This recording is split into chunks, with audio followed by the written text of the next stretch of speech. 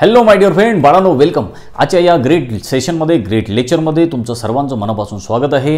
बाळांनो, आज आपल्याला आणखीन एक सेलचा ऑर्गॅनेल शिकायचा आहे, आणखीन एक इम्पॉर्टंट सेलचा पार्ट शिकायचा आहे आणि तो आहे गॉल्गी कॉम्प्लेक्स. पण त्याच्या अगोदर बघा की आपण लास्ट लेक्चरमध्ये एंडोप्लाझ्मिक रेटिक्युलम हा एक सेलचा ऑर्गॅनेल शिकलो, हा एक सेलचा पार्ट शिकलो आणि हे व्हिडिओ लेक्चर जर तुमचं मिस झालं असेल तर ते प्लेलिस्टमध्ये आहे, प्लेलिस्ट जाऊन तुम्ही जरूर बघा.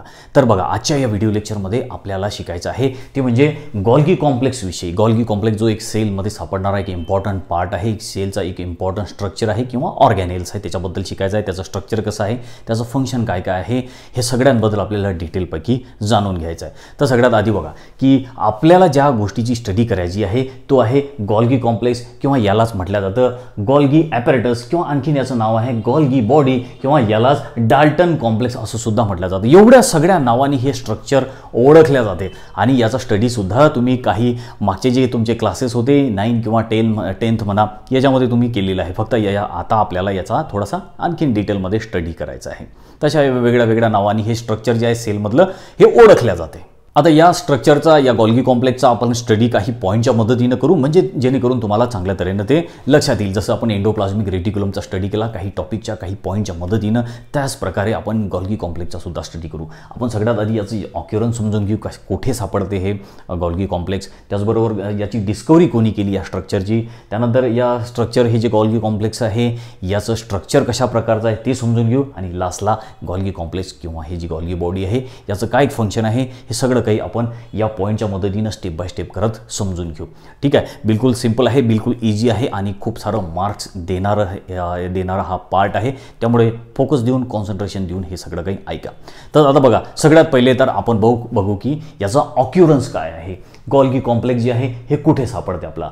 तर गॉल्गी कॉम्प्लेक्स जे आहे present in absent in prokaryotic cells. जेवढ्या काही प्रोकॅरियोटिक सेल्स असतील त्या सगळ्या प्रोकॅरियोटिक सेल्समध्ये गॉल्गी कॉम्प्लेक्स सापडत नाही, हे सगळ्यात आधी लक्षात ठेवा. प्रोकॅरियोटिक सेलमध्ये कोणत्याच प्रोकॅरियोटिक सेलमध्ये गॉल्गी कॉम्प्लेक्स नाही, कोणत्याच प्रोकॅरियोटिक सेलमध्ये एंडोप्लाझमिक रेटिक्युलम सुद्धा नाही, हे लक्षात ठेवा. मग हे कुठे सापडते तर गॉल्गी कॉम्प्लेक्स जे आहे प्रेझेंट इन ऑल यूकॅरियोटिक सेल्स. बघा, लक्षात ठेवायचं आहे तुम्हाला, सगळ्याच यूकॅरियोटिक सेलमध्ये, म्हणजे तुमच्यामध्ये, माझ्यामध्ये, सगळ्या प्लॅन्टमध्ये, सगळ्या ॲनिमलमध्ये, सगळ्याच सेलमध्ये, यूकॅरियोटिक सेलमध्ये गॉल्गी कॉम्प्लेक्स प्रेझेंट आहे, हे लक्षात ठेवा.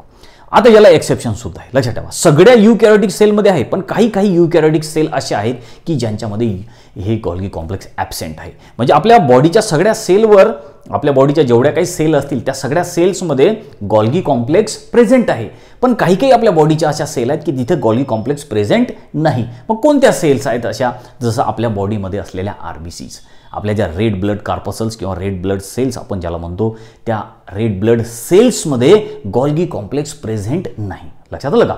त्याचबरोबर बघा की जे प्लॅन्ट आहेत त्या प्लॅन्टच्या स्यू ट्यूब्समध्ये, आता हे आपण जेव्हा प्लॅन्टची मॉर्फॉलॉजी वगैरे शिकणार, ॲनाटॉमी शिकणार, तर त्याच्यामध्ये हे आपल्याला येईल. हे स्यू ट्यूब्स कशाला म्हणतात तर प्लॅन्टच्या स्यू ट्यूब्सच्या ज्या सेल्स आहेत त्याच्यामध्ये गॉल्गी कॉम्प्लेक्स किंवा गॉल्गी बॉडी ॲब्सेंट असतात. तर लक्षात ठेवा, सगळ्या यूकॅरियोटिक सेलमध्ये गॉल्गी कॉम्प्लेक्स प्रेझेंट आहे, पण त्याला एक्सेप्शन पण आहे. जसं की मॅमल्समध्ये सापडणाऱ्या RBCs, रेड ब्लड सेल्स, आणि त्याचबरोबर प्लॅन्टमध्ये सापडणाऱ्या स्यू ट्यूब्स याच्यामध्ये गॉल्गी कॉम्प्लेक्स ॲब्सेंट आहे. तर हे तर झालं याचं ऑक्युरन्सबद्दल. आपण समजून घेतलं की ह्या गॉल्गी कॉम्प्लेक्स कुठे प्रेझेंट असतात, कोणत्या सेलमध्ये प्रेझेंट असतात, हे समजून घेतलं. ठीक आहे, नेक्स्ट इम्पॉर्टंट पॉईंट आहे तो म्हणजे याची डिस्कवरी कोणी केली.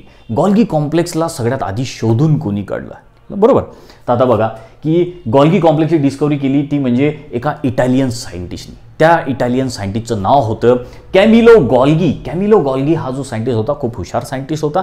यांनी काय केलं, हा कॅटच्या ज्या नर्व सेल असतात ना, म्हणजे कुत्रा, मांजर, याच्यावर तो अभ्यास करत होता, त्याचा स्टडी करत होता. त्यांनी काय केलं, या मांजरच्या, या कुत्र्याच्या ज्या नर्व सेल आहेत त्या नर्व सेलमध्ये सगळ्यात आधी याला हे गॉल्गी कॉम्प्लेक्स दिसून पडलं. हे काही असं स्ट्रक्चर याला हे सापडलं. लक्षात आलं, कोणाला सापडलं, सगळ्यात आधी कॅमिलो गॉल्गी याला. कधी 1898 मध्ये.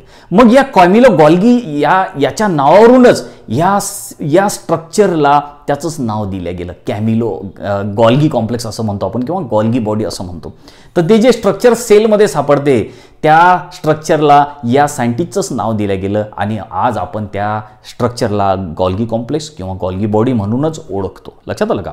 तर अशा तऱ्हेनं कॅमिलो गॉल्गी यांनी हे स्ट्रक्चर डिस्कवर केलं पहिल्यांदा. कधी? 1898 मध्ये. त्यानंतर आता हे जे गॉल्गी कॉम्प्लेक्स आहे या गॉल्गी कॉम्प्लेक्सला इलेक्ट्रॉन मायक्रोस्कोप खाली सगळ्यात आधी ऑब्झर्व केलं. इलेक्ट्रॉन मायक्रोस्कोपच्या मध्ये ज्यांनी सगळ्यात आधी याची स्टडी केली तो सायंटिस्ट होता डाल्टन नावाचा सायंटिस्ट. लक्षात ठेवा डाल्टन. या डाल्टननी काय केलं? इलेक्ट्रॉन मायक्रोस्कोपच्या मदतीनं हे स्ट्रक्चर ऑब्झर्व केलं, याचा स्टडी केला, कसं हे स्ट्रक्चर आहे हे समजून घेतलं आणि मग म्हणूनच या स्ट्रक्चरला गॉल्गी कॉम्प्लेक्स तर म्हणतातच, गॉल्गी बॉडी तर म्हणतातच, सोबत डाल्टननी अभ्यास केला त्याचा म्हणून याला डाल्टन कॉम्प्लेक्स सुद्धा म्हटलं जातं. हे सुद्धा लक्षात ठेवा. मी इथे नोट करून दिलेलं तुम्हाला डाल्टन कॉम्प्लेक्स सुद्धा याला म्हटलं जातं. एक्स्ट्रा नॉलेज म्हणून लक्षात ठेवा. बुकमध्ये दिलेलं नाही आहे तसं, पण तुम्ही एक्स्ट्रा नॉलेज म्हणून हे लक्षात ठेवायचं आहे तुम्हाला. तर आपण ही डिस्कवरी समजून घेतली. गॉल्गी कॉम्प्लेक्सला गॉल्गी कॉम्प्लेक्स हे नाव कसं पडलं हे सुद्धा समजून घेतलं. कारण गॉल्गी जो होता कॅमिलो गॉल्गी यांनी याचा शोध लावला, यांनी याची डिस्कवरी केली म्हणून त्या स्ट्रक्चरला त्याचंच नाव दिलं गेलं. बरोबर ना? जसं की आपल्या इकडच्या एखाद्या सायंटिस्टने जर त्याचा शोध लावला असता तर त्या सायंटिस्टचं नाव दिलं गेलं असतं. पण या स्ट्रक्चरचा शोध कोणी लावला? गॉल्गीनी लावला म्हणून गॉल्गीचं नाव त्याला दिलं गेलं. लक्षात आलं? त्यानंतर आता इम्पॉर्टंट पार्ट आहे तो म्हणजे याचं स्ट्रक्चर कसं आहे. आता गॉल्गी किंवा डाल्टन यांनी याचा स्टडी केलेला आहे, याचं स्ट्रक्चर आपल्याला समजून सांगितलेलं आहे, हे स्ट्रक्चर यांनी शोधून काढलेलं आहे हे आपल्याला माहिती आहे. मग आता हे जे स्ट्रक्चर आहे, हे जे गॉल्गी कॉम्प्लेक्स आहे किंवा हे जे गॉल्गी ॲपॅरेटस आहे हे दिसते तरी कसं? तर हे पाहायसाठी आपल्याला मायक्रोस्कोप लागतील, इलेक्ट्रॉन मायक्रोस्कोप लागतील. पण त्याची एक डायग्राम जी आहे ही आपल्या बुकमध्ये दिलेली आहे गॉल्गी कॉम्प्लेक्सची आणि ही डायग्राम मी बोर्डवर सुद्धा काढलेली आहे आपल्याला समजण्यासाठी. हे आपण सगळं काही समजून घेऊ. पण त्याच्या अगोदर जी आपल्या बुकमध्ये जी डायग्राम दिली आहे बाळांनो ती डायग्राम आपण ऑब्झर्व करू. बघा काय काय आहे. गॉल्गी कॉम्प्लेक्सची ही डायग्राम आहे.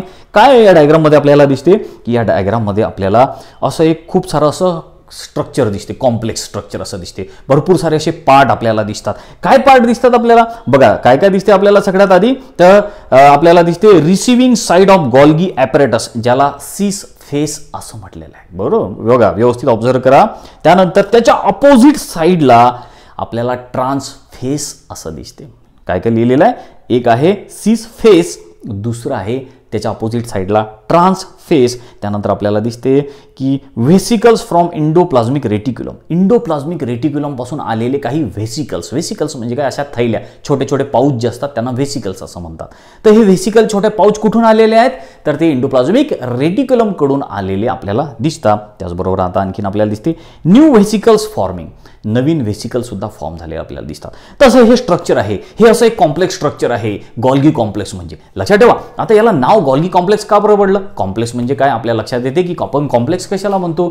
असं आपण कॉम्प्लेक्समध्ये एखाद्या जातो, आपण म्हणतो हे कॉम्प्लेक्स आहे, ते कॉम्प्लेक्स आहे. कॉम्प्लेक्स म्हणजे काय असते की भरपूर सारे दुकानं वगैरे हे ते खूप सारे ऑफिसेस वगैरे असे एकत्र असतात ना, आपण त्याला कॉम्प्लेक्स असं म्हणतो. म्हणजे खूप साऱ्या असा वेगळ्या वेगळ्या गोष्टींचा असा एक गुच्छा समूह आपण त्याला कॉम्प्लेक्स म्हणतो. तसंच हे जे गॉल्गी कॉम्प्लेक्स आहे हे सुद्धा स्ट्रक्चर आपल्या सेलमध्ये आहे. हे गॉल्गी कॉम्प्लेक्स म्हणजे काही एक स्ट्रक्चर नाही आहे. लक्षात आलं का तुमच्या? सगळ्यात आधी डोक्यामध्ये ठेवा, गॉल्गी कॉम्प्लेक्स म्हणजे काही एक सिंगल स्ट्रक्चर नाही. गॉल्गी कॉम्प्लेक्स म्हटलेलं आहे. कॉम्प्लेक्स म्हणजे खूप सारे स्ट्रक्चर एकत्र त्याच्यामध्ये जमा झालेले आहे किंवा त्याला डाल्टन कॉम्प्लेक्स असं सुद्धा म्हटलेलं आहे किंवा गॉल्गी ॲपॅरेटस असं सुद्धा म्हटलेलं आहे. खूप साऱ्या गोष्टी एकत्र येऊन हे स्ट्रक्चर तयार झालेलं आहे. मग काय काय आहे या स्ट्रक्चरमध्ये? जेव्हा आपण इलेक्ट्रॉन मायक्रोस्कोपच्या खाली हे स्ट्रक्चर आपण ऑब्झर्व करतो तेव्हा आपल्याला काय काय दिसते? त्याच्यामध्ये आपल्याला काय काय दिसतात? तर आपल्याला असं ट्यूब सारखं हे स्ट्रक्चर दिसते आणि या ट्यूब सारख्या स्ट्रक्चरला बघा हे आहे गॉल्गी कॉम्प्लेक्स. इथे मी डायग्राम काढलेली आहे बघा. हे आपण सगळ्यात आधी स्टेप बाय स्टेप करत समजून घेऊ. तर काय आहे? हे आहे सेलचं न्यूक्लियस. लक्षात ठेवा हे आहे न्यूक्लियस, हे आहे न्यूक्लिअर मेम्ब्रेन किंवा न्यूक्लिअर एनव्हलप आपण म्हणतो. ही कंप्लीट आपण याला अशी सेल कन्सिडर करू. आता ही पूर्ण आपण याला अशी सेल जर म्हटली तर हे आहे सेलचं न्यूक्लियस. या न्यूक्लियसला लागूनच आपण पाहिलं हे आहे इंडोप्लाझ्मिक रेटिक्युलम, ER म्हटलं आपण याला, इंडोप्लाझ्मिक रेटिक्युलम, ज्याचा स्टडी आपण लास्ट लेक्चरमध्ये केला होता. आता इंडोप्लाझ्मिक रेटिक्युलमचे पण दोन टाईप आहे, स्मूथ आणि रफ इंडोप्लाझ्मिक रेटिक्युलम. तर हे इंडोप्लाझ्मिक रेटिक्युलम या न्यूक्लियसला लागून असलेलं आणि या इंडोप्लाझ्मिक रेटिक्युलमच्याच जवळ असलेलं एक स्ट्रक्चर ज्याला म्हटलं आपण गॉल्गी कॉम्प्लेक्स किंवा गॉल्गी बॉडी. तर हे आहे आपल्या गॉल्गी कॉम्प्लेक्स. किंवा गॉल्गी बॉडी. आणि हे गॉल्गी बॉडी कुठे आहे तर हे गॉल्गी बॉडी आपल्या एंडोप्लाझ्मिक रेटिक्युलमच्या जवळ आहे किंवा आपल्या न्यूक्लियसच्या जवळ आहे. हे लक्षात ठेवा. गॉल्गी कॉम्प्लेक्स हे नेहमी एंडोप्लाझ्मिक रेटिक्युलमच्या जवळ असते. आपल्या बुकमध्ये हे दिलेलं सुद्धा आहे याचं इम्पॉर्टन्स की का बरं हे एंडोप्लाझ्मिक रेटिक्युलमच्या जवळच असते गॉल्गी बॉडी. तर का बरं असते हे सुद्धा आपण शिकून घेऊ बाळांनो. मी तुम्हाला नंतर सांगतो की ही जी गॉल्गी कॉम्प्लेक्स आहे किंवा ही जी गॉल्गी बॉडी आहे हे नेहमी एंडोप्लाझ्मिक रेटिक्युलमच्या जवळच का बरं सापडते, दूर का बरं नसते या एंडोप्लाझ्मिक रेटिक्युलमच्या, त्याच्या मागे सुद्धा कारण आहे. ते काय रिझन आहे ते आपण समजूनच घेऊ नंतर. तर आता अशा तऱ्हेनं ही आहे आपली सेलचं न्यूक्लियस, एंडोप्लाझ्मिक रेटिक्युलमच्या जवळ आहे आपलं गॉल्गी कॉम्प्लेक्स. याला कॉम्प्लेक्स म्हटलंय बाळांनो, गॉल्गी कॉम्प्लेक्स म्हटलं किंवा डाल्टन कॉम्प्लेक्स म्हटलं किंवा गॉल्गी ॲपॅरेटस म्हटलं. आता कॉम्प्लेक्स भरपूर साऱ्या गोष्टीपासून बनलेला आहे. काय काय दिसते या कॉम्प्लेक्समध्ये आपल्याला, असं ट्यूब सारखं आपल्याला हे स्ट्रक्चर दिसते. खूप सारे असे ट्युब्यूल सारखे स्ट्रक्चर दिसते. मेम्ब्रेनस ट्युब्यूल्स आहेत, मेम्ब्रेन पासून बनलेले हे ट्युब्यूल्स आहेत. आणि याला सिस्टर्नी असं म्हटलं. लक्षात ठेवा, सिस्टर्नी हे तुम्ही ऐकलेलं आहे. आपण जेव्हा एंडोप्लाझ्मिक रेटिक्युलमचा स्टडी केला तेव्हा हे एंडोप्लाझ्मिक रेटिक्युलममध्ये आपण ऐकलं की सिस्टर्नी, एंडोप्लाझ्मिक रेटिक्युलम सुद्धा सिस्टर्नी पासून बनलेले आहेत. तर बघा हे आहे एंडोप्लाझ्मिक रेटिक्युलम. तर या एंडोप्लाझ्मिक रेटिक्युलममध्ये हे जे ट्यूब सारखं स्ट्रक्चर आहे, हे जे ट्यूब सारखं स्ट्रक्चर आपल्याला दिसते याला आपण सिस्टर्नी असं म्हणतो. तसंच हे आपले जे गॉल्गी बॉडी आहे किंवा हे जे गॉल्गी कॉम्प्लेक्स आहे याच्यामध्ये सुद्धा हे जे ट्यूब सारखं आपल्याला स्ट्रक्चर दिसते हे सुद्धा असं स्टॉक सारखं स्ट्रक्चर दिसते. एकावर एक अशी थप्पी लावले असं ट्यूब सारखं स्ट्रक्चर आपल्याला दिसते, त्याला सुद्धा आपण सिस्टर्नीच म्हणतो. म्हणजे ह्या पण सिस्टर्नी आहेत, ह्या पण सिस्टर्नी आहेत. एंडोप्लाझ्मिक रेटिक्युलमच्या ह्या पण सिस्टर्नी आहेत, गॉल्गी कॉम्प्लेक्सच्या ह्या सुद्धा सिस्टर्नी आहेत. सिस्टर्नी म्हणजे समजलं ना, असं ट्यूब सारखं स्ट्रक्चर, मेम्ब्रेनस असं ट्यूब सारखं स्ट्रक्चर ज्याला आपण सिस्टर्नी असं म्हणतो. आणि एकच असलं तर त्याला आपण सिस्टर्ना असं म्हणतो. बघा हे आहे सिंग्युलर, एकच असला ट्यूब सिस्टर्ना, जास्त असले आपण त्याला सिस्टर्नी असं म्हणतो. लक्षात ठेवायचं आहे सिस्टर्नी. तर आपलं हे जे गॉल्गी कॉम्प्लेक्स आहे हे खूप साऱ्या सिस्टर्नी पासून बनलेलं आहे. म्हणजे काय की अशा ट्यूब सारख्या स्ट्रक्चर पासून बनलेलं आहे. आता गॉल्गी कॉम्प्लेक्समध्ये ह्या सिस्टर्नी सेलच्या फंक्शनच्या अकॉर्डिंग चेंज होत असतात. जसं की इथे आपण काढलेलं आहे, ह्या सिस्टरनी किती काढलेलं आहे आपण इथे 4 काढलेले आहे. काही काही सेलमध्ये ह्या 5 असतील, 6 असतील, 7 असतील, 8 असतील. तर याचा नंबर चेंज होत असतो, या सिस्टरनीचा नंबर चेंज होत असतो. इथे मी 4 काढला, कोणत्या कोणत्या सेलमध्ये 5 असतील, 6 असतील, 10 पण असतील. पण कशाच्या अकॉर्डिंग ह्या चेंज होतं याचा नंबर सिस्टरनीचा, की त्या सेलचं फंक्शन काय आहे, सेल कोणतं काम करतात. सेलला जर जास्त काम असलं तर या सिस्टरनीची संख्या वाढणार, एंडोप्लाझ्मिक रेटिक्युलमची सुद्धा संख्या वाढणार. सेलला कमी काम असलं तर एंडोप्लाझ्मिक रेटिक्युलमची संख्या पण कमी होणार, त्याचबरोबर या सिस्टर्नीची किंवा गॉल्गी कॉम्प्लेक्सची संख्या पण कमी होणार. लक्षात आलं का.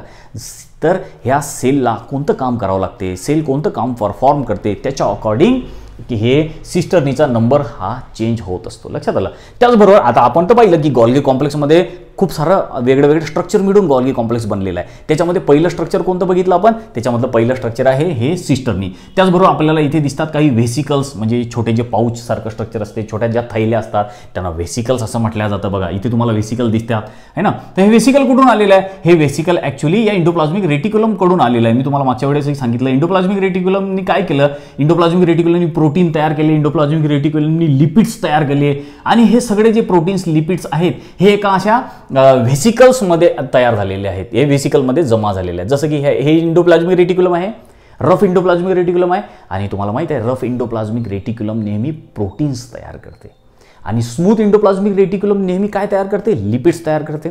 आता हे प्रोटीन किंवा हे लिपिड कोणी तयार केले, या एंडोप्लाझमिक रेटिक्युलमनी केले. आता यांनी जी प्रोटीन्स किंवा यांनी जी लिपिड तयार केले ते सध्या रॉ फॉर्ममध्ये आहेत, ते सध्या इनॅक्टिव्ह फॉर्ममध्ये आहेत. लक्षात आलं, इनॅक्टिव्ह आहेत, ते सध्या वापरल्या जाऊ शकत नाही, त्याचा सध्या यूज होऊ शकत नाही.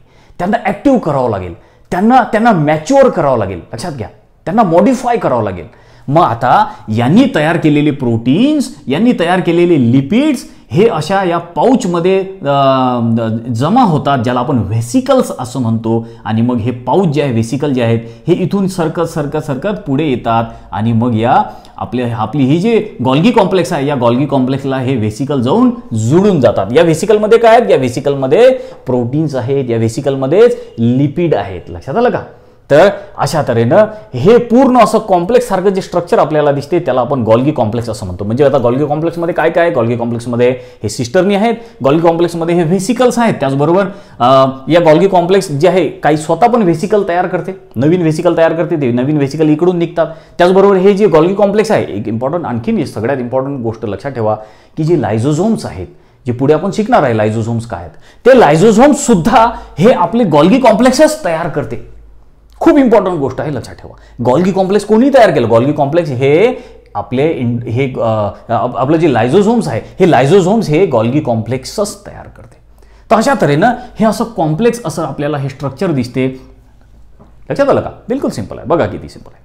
आता इथे तर आपण या गॉल्गी कॉम्प्लेक्सचं स्ट्रक्चर समजून घेतलं कशा तऱ्हेचं आहे. तर गॉल्गी कॉम्प्लेक्स हे सिस्टर्नीपासून बनलेलं आहे. आता हे जे सिस्टर्नी आहेत हे वेगळ्या वेगळ्या नंबर असू शकते, 5, 10 वगैरे, याची संख्या वेगळी वेगळी असू शकते. आता या प्रत्येक एक असलं तर आपण सिस्टर्ना म्हणणार. आता हे जे सिस्टर्ना आहे याला 2 फेसेस असतात, 2 फेस असतात, 2 चेहरे असतात किंवा 2 बाजू असतात, 2 साईड असतात याच्या.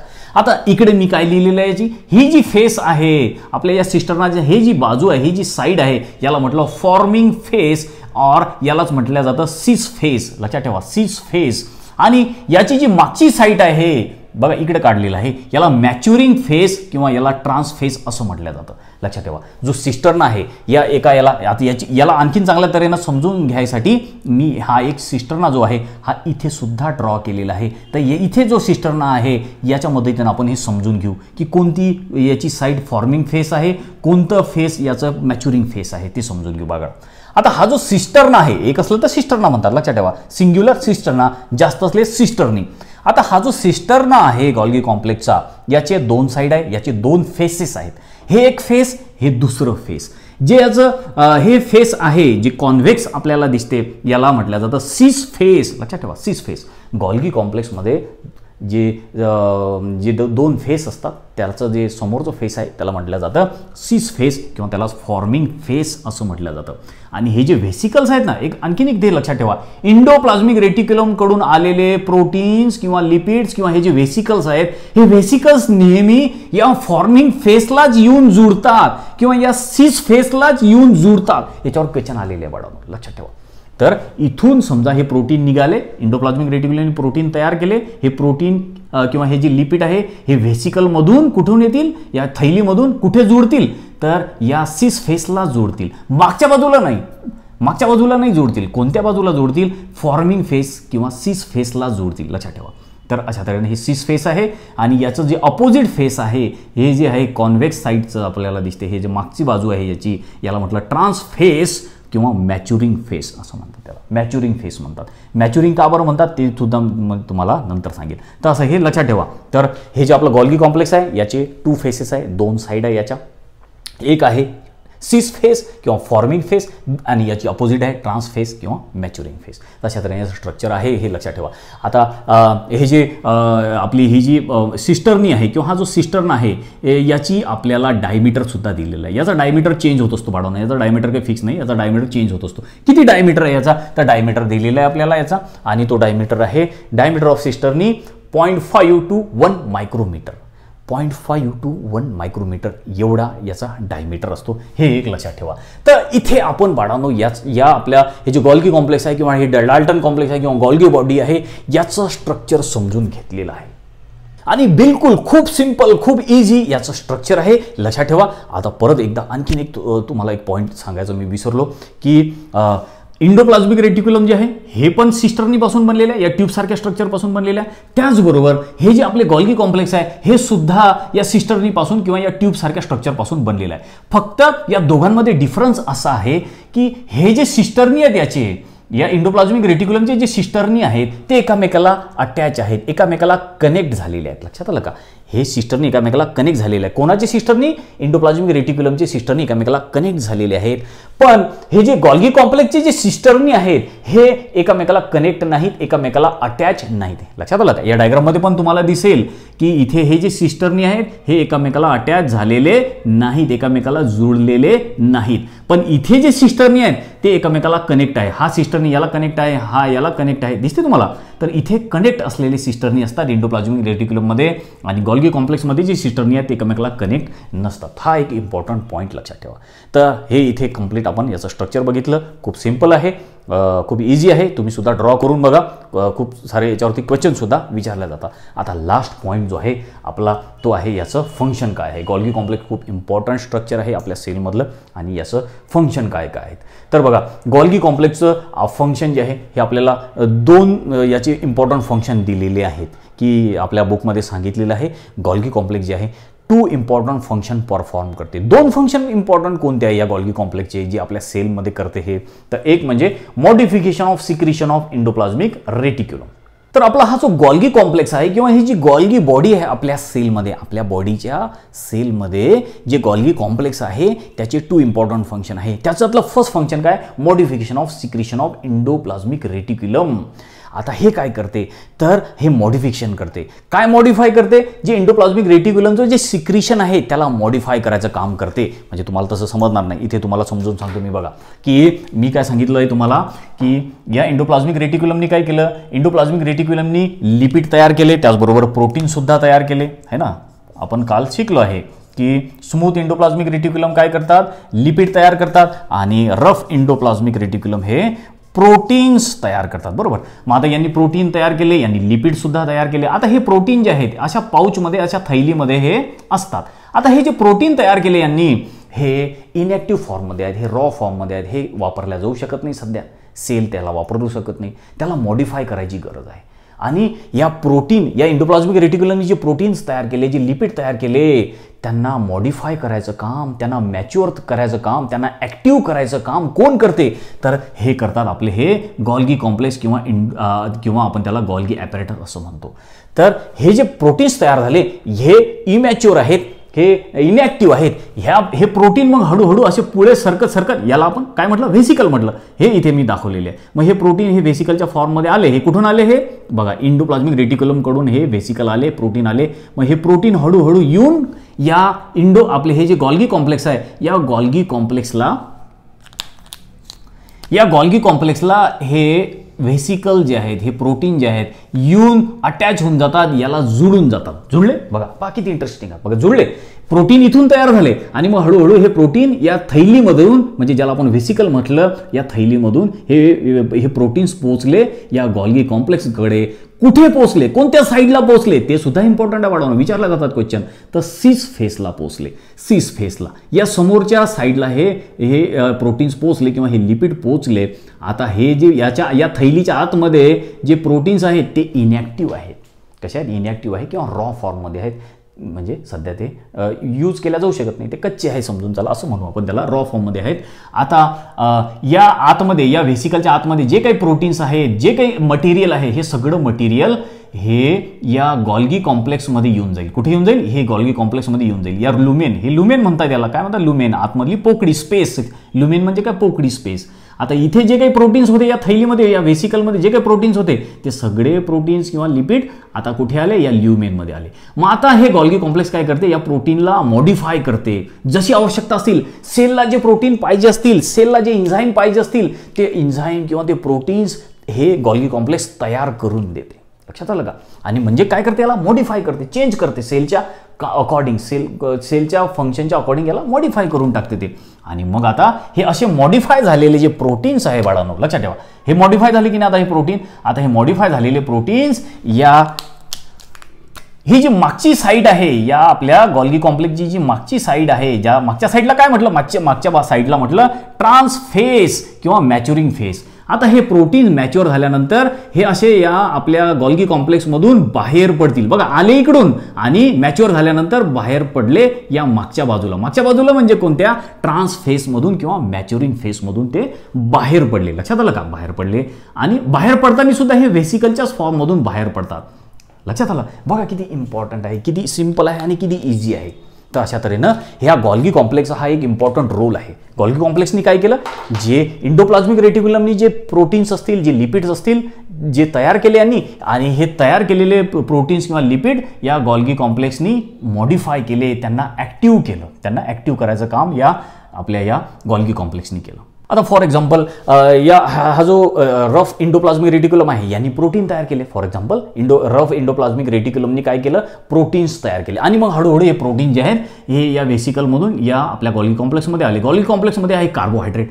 आता इथला प्रोटीन्स, इथून आलेला प्रोटीन्स आणि या गॉल्गी कॉम्प्लेक्समध्ये असलेला कार्बोहायड्रेट या दोघांचं कॉम्बिनेशन तयार होते आणि त्याला म्हटलं जातं ग्लायकोप्रोटीन्स असं म्हटलं जातं. लक्षात ठेवा, ग्लायकोप्रोटीन्स. बघा इथे मी नोट करून देतो तुम्हाला, प्रोटीन्स प्लस कार्बोहायड्रेट्स, ग्लायकोप्रोटीन्स तयार झाले. कुठे झाले ग्लायकोप्रोटीन्स तयार? या आपल्या हे जे गॉल्गी कॉम्प्लेक्स आहे या गॉल्गी कॉम्प्लेक्समध्ये हे ग्लायकोप्रोटीन्स तयार झाले. कसे तयार झाले? इथून आलेला प्रोटीन, या गॉल्गी कॉम्प्लेक्समध्ये असलेले कार्बोहायड्रेट, या दोघांपासून म्हणजे कार्बोहायड्रेट पासून आणि प्रोटीन्स पासून काय तयार झालं? ग्लायकोप्रोटीन. ग्लायको म्हणजे ग्लुकोज म्हणजे कार्बोहायड्रेट आणि प्रोटीन्स या दोघांच्या कॉम्बिनेशनला काय म्हटलं आपण? प्रोटीन्स आणि कार्बोहायड्रेटच्या ग्लायकोप्रोटीन्स. लक्षात आलं का? आणि हे सगळं कुठे झालं तयार? या गॉल्गी कॉम्प्लेक्समध्ये. त्याचबरोबर ह्या इंडोप्लाझ्मिक रेटिक्युलमनी म्हणजे जे स्मूथ इंडोप्लाझ्मिक रेटिक्युलम आहेत त्यांनी लिपिड तयार केलं. लक्षात आलं? स्मूथ इंडोप्लाझ्मिक रेटिक्युलम नेहमी लिपिड तयार करतात, हे आपण शिकलेलं आहे. तर हे जे स्मूथ इंडोप्लाझ्मिक रेटिक्युलम जे लिपिड तयार केले, हे लिपिड सुद्धा या व्हेसिकलमधून या पाऊचमधून इथे येतील आणि मग हे लिपिड या आपल्या गॉल्गी कॉम्प्लेक्समध्ये येतील, या लुमेनमध्ये येतील आणि मग हे गॉल्गी कॉम्प्लेक्स काय करेल? या लिपिडला मॉडिफाय करेल, चेंज करेल आणि मग याच्या आतमध्ये असलेले जे कार्बोहायड्रेट आहे, कार्बोहायड्रेट आणि लिपिड या दोघांच्या कॉम्बिनेशनपासून ग्लायकोलिपिड हा एक नवीन सबस्टन्स तयार होईल किंवा नवीन एक मॉलिक्यूल किंवा केमिकल तयार होईल. तर बघा की हे आहे लिपिड आणि lipid plus carbohydrates. Lipid plus carbohydrate या दोघांपासून तयार झालं. इथे वरती लिहितो मी ग्लायकोलिपिड्स. लक्षात ठेवा, ग्लायकोलिपिड्स. ग्लायकोलिपिड्स म्हणजे काय?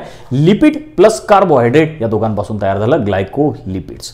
तर इथून आलेले लिपिड ते गेले या गॉल्गी कॉम्प्लेक्सकडे. गॉल्गी कॉम्प्लेक्सनी काय केलं? गॉल्गी कॉम्प्लेक्सकडे काय आहे? गॉल्गी कॉम्प्लेक्सकडे आहे कार्बोहायड्रेट. आता गॉल्गी कॉम्प्लेक्सकडे असलेले कार्बोहायड्रेट आणि इंडोप्लाझ्मिक रेटिक्युलमकडे असलेले लिपिड्स या दोघांपासून काय तयार झालं? कोणतं कंपाऊंड तयार झालं? या दोघांपासून तयार झालं ग्लायकोलिपिड्स.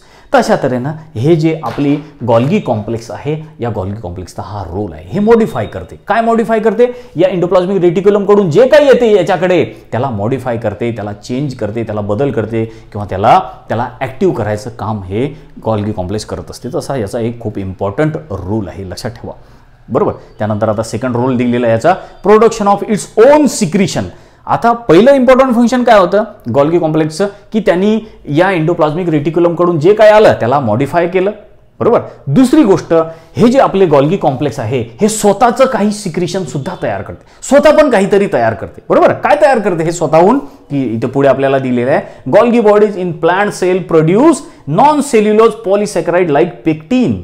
हे एक आपले जे प्लांट असतात ना, प्लांटच्या ज्या सेल आहे, प्लांटच्या सेलमध्ये ज्या गॉल्गी बॉडीज आहेत किंवा जे प्लांटच्या सेलमध्ये जे गॉल्गी कॉम्प्लेक्स आहे ते गॉल्गी कॉम्प्लेक्स एक पॉलिसॅकराइड पण तयार करते. आणि तो पॉलिसॅकराइड कसा आहे? नॉन सेल्युलोज, म्हणजे सेल्युलोज नाही आहे तो. आणि कसा आहे तो? पेक्टिन सारखा आहे, लाईक पेक्टिन. तर पेक्टिन सारखा एक सबस्टन्स हे गॉल्गी कॉम्प्लेक्स प्लांटमध्ये तयार करतात. तर लक्षात आलं का? हे दोन इम्पॉर्टंट याचे फंक्शन. एक म्हणजे काय केलं? गॉल्गी कॉम्प्लेक्सनी इंडोप्लाझ्मिक रेटिक्युलम पासून आलेले काही सबस्टन्सला मॉडिफाय सुद्धा केलं आणि स्वतःचे काही सबस्टन्स पण तयार केले. कोणते स्वतःचे सबस्टन्स तयार केले? जसं की पेक्टिन तयार केला. लक्षात आलं?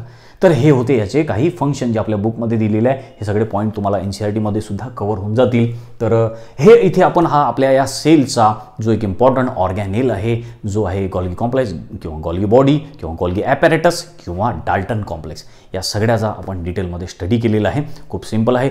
खूप सारे याच्यावरती MCQची प्रॅक्टिस करा, MCQ सॉल्व करून बघा आणि तुम्हाला जर काही डाऊट असले, तुम्हाला जर काही प्रॉब्लेम्स असले तर मला कमेंट करून तुम्ही जरूर विचारा. आता नेक्स्ट लेक्चरमध्ये आपण आणखीन एक सेलचा ऑर्गॅनेल स्टडी करू, आणखीन एक पार्ट स्टडी करू आणि तो आहे लायझोसोम्स.